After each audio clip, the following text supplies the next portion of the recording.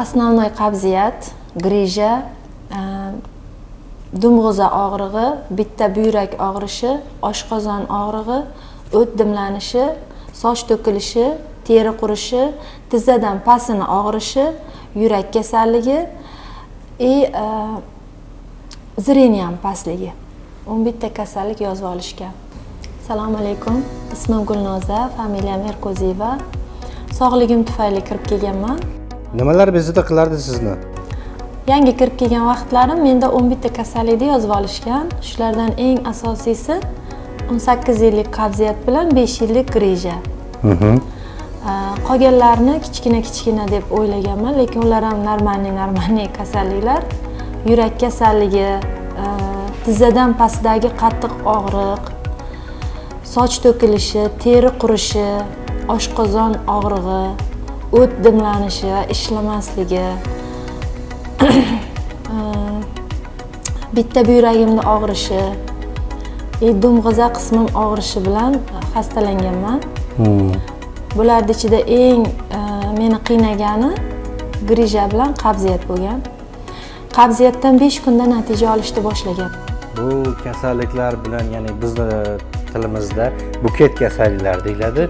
Bu buket kasalliklar bilan necha yildan beri qiynalib kelasiz va kimlargadir murojaat qilganmisiz?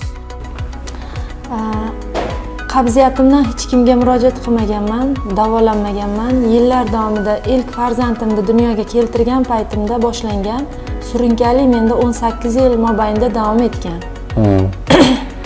Grijamga murojaat qilganman. Eng yaxshi professorda belimdan blokada olib, lecheniya olganman, lekin tuzalib ketmadim men.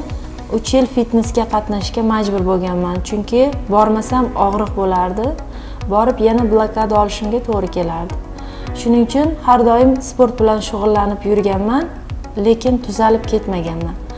Bu mahsulotni ichishni boshlaganimdan keyin taxminan 1 oylarda meni grijalarim bezovta qilmaslikni boshladi. Qaysi mahsulotni qanday dozada ichdingiz? Birinchi kalsiyni boshladim. Ertalab bitta, kechqurun bitta. 10 kundan keyin koenzimni qo'shdim. Qanday o'zgarishlar bo'ldi? 5 kunlik, 10 kunlik, 1 oylik? 5 kunda qabziyatdan natija olishni boshladim. Mana 6 oy mobaynida iste'mol qilyap turgan bo'lsam, alhamdulillah, organizmim 18 yosh deb qo'rqmasdan ayta olaman. Qabziyatimdan qutuldim. Qabziyatdan kelib chiqqan gemoroydan qutuldim. Necha kunda? Gemoroydan adashmasam 2,5 oyda qutuldim. Lekin qabziyatdan 5 kunda natija olishni boshladim. Hozirgacha yaxshi, Xudoga shukr. Grijalarimdan 2,5 oylarda rostmana qutulishni boshladim. Yurak kasalliklarim o'zim bilmagan holda bitta tark qilishni boshladi. Yurak kasalligim, og'riq bor edi yuragimda. Necha kunda? Taxminan 1,5 oylarda. Yurak kasalimdan, og'rig'idan ya'ni qutuldim.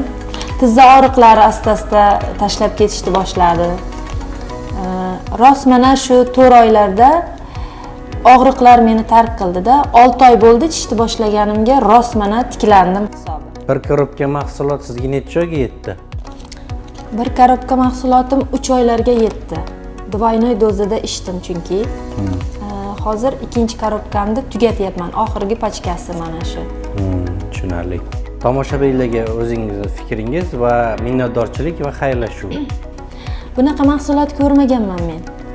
Shu mahsulotni O'zbekistonga olib kirgan barcha insonga, menga tavsiya qilgan ustozlarimga, barchasiga rahmatlar aytaman. Allohimga shukrlar qilaman mana shu mahsulotni menga ro'baro qilganiga.